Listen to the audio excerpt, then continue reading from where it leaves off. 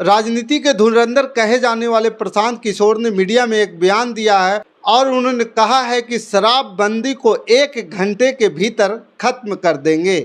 नीतीश कुमार की जो जदयू पार्टी है 20 सीट भी नहीं ला पाएगी। ये बयान जो है उस प्रशांत किशोर का है।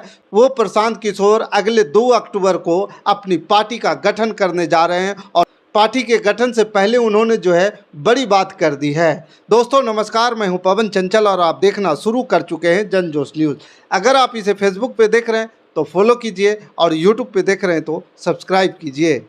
पूरे बिहार की पदयात्रा के बाद गांधी जयंती के 2 अक्टूबर पर अपनी राजनीतिक पार्टी की घोषणा कर चुके प्रशांत किशोर ने दावा किया है कि 2025 के बिहार विधानसभा चुनाव में नीतीश कुमार की पार्टी यानी कि जनता दल यूनाइटेड यानी कि जदयू 20 सीट नहीं पार कर पाएगी। चुनाव रणनीतिकार के तौर पर पीके के नाम से मशहूर रहे प्रशांत किशोर ने इसके साथ ही यह ऐलान भी किया है कि 2025 में अगर जन सुराज को सरकार बनाने का मौका मिलता है तो 1 घंटे के अंदर शराबबंदी खत्म कर दी जाएगी।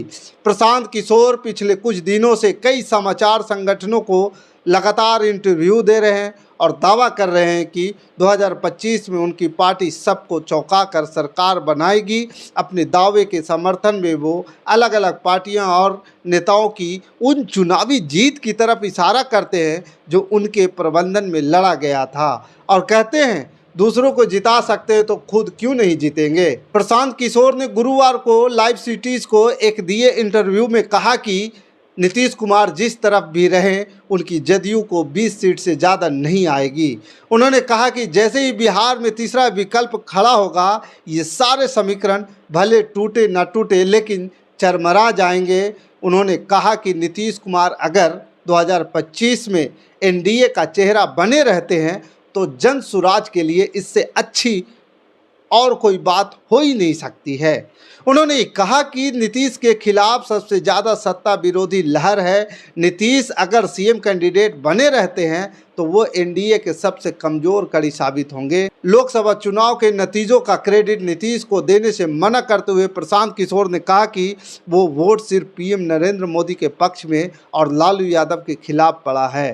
प्रशांत किशोर ने कहा कि बिहार की ज़मीनी हकीकत है कि एक वर्ग ऐसा है जो किसी भी हालात में लालू यादव को वोट नहीं दे सकता है और दूसरा वर्ग ऐसा है जो कितना भी लालू से नाराज़ हो लेकिन वो लालू को ही वोट देगा। वो भाजपा या एनडीए को वोट नहीं दे सकता है।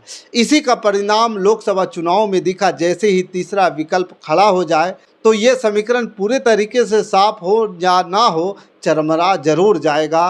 रुपौली विधानसभा उपचुनाव में आरजेडी कैंडिडेट बीमा भारती की हार का जिक्र करते हुए पीके ने अपनी बात पर जोर दिया। प्रशांत किशोर ने कहा कि नीतीश कुमार चाहे भाजपा के साथ लड़े, महागठबंधन के साथ लड़े या अकेले लड़े, जदयू को 20 से अधिक सीटें आना करीब करीब असंभव है। एनडीए में 100 सीटें लड़ेंगे, बहुत लोग 105 लड़ेंगे। पिछली बार 72 विधायक थे तो 110 सीट पर समझौता हुआ। आज 42 है तो 150 सीट तो नहीं मिलेगा। अब जीतन राम मांझी हैं, चिराग पासवान भी हैं, सीट तो 243 ही है। उन्होंने कहा कि जदयू 110 सीट से ज़्यादा नहीं लड़ पाएगी और ऐसी परिस्थिति में अपने सिंबल पर जदयू के लिए 20 से ज़्यादा सीट जीतना असंभव है। गांधी जी ने शराबबंदी को एक सामाजिक प्रयास के तौर पर देखा और कहा कि समाज को जगाइए कि शराब की क्या खराबी है जिससे खपत कम हो। पीके ने कहा कि ये वैसा है जैसे गांधी ने कहा था कि शाकाहार के फ़ायदे हैं तो कल सरकार कानून बना दे कि मांसाहार वालों को जेल में डाल देंगे। शराबबंदी की नाकामी पर प्रशांत किशोर ने कहा कि शराबबंदी कहाँ लागू है, दवा का फ़ायदा है लेकिन दवा खाएंगे तो फ़ायदा होगा। शराब की दुकान बंद हो गई है लेकिन होम डिलीवरी चालू हो गई है। इससे पहले का असर ये हुआ है कि बिहार में जैसे गरीब राज्य को 20,000 करोड़ रुपए का राजस्व का नुकसान हो गया और ये पैसा भ्रष्ट पुलिस अफसर और माफिया के पास जा रहा है। प्रशासन शराबबंदी के नाम पर पैसा कमाने में बिजी है। 6 लाख से ऊपर केस हुए हैं और 1 लाख से ऊपर जेल में है। महिला के नाम पर शराब बैन की बात की गई लेकिन पति और बेटा के फंसने से महिला ही सबसे ज़्यादा परेशान है। बाकी इस खबर के प्रति आपका क्या विचार है, आप हमें कमेंट कर जरूर बताइएगा। हमारे साथ बने रहने के लिए धन्यवाद। जय हिंद, जय भारत।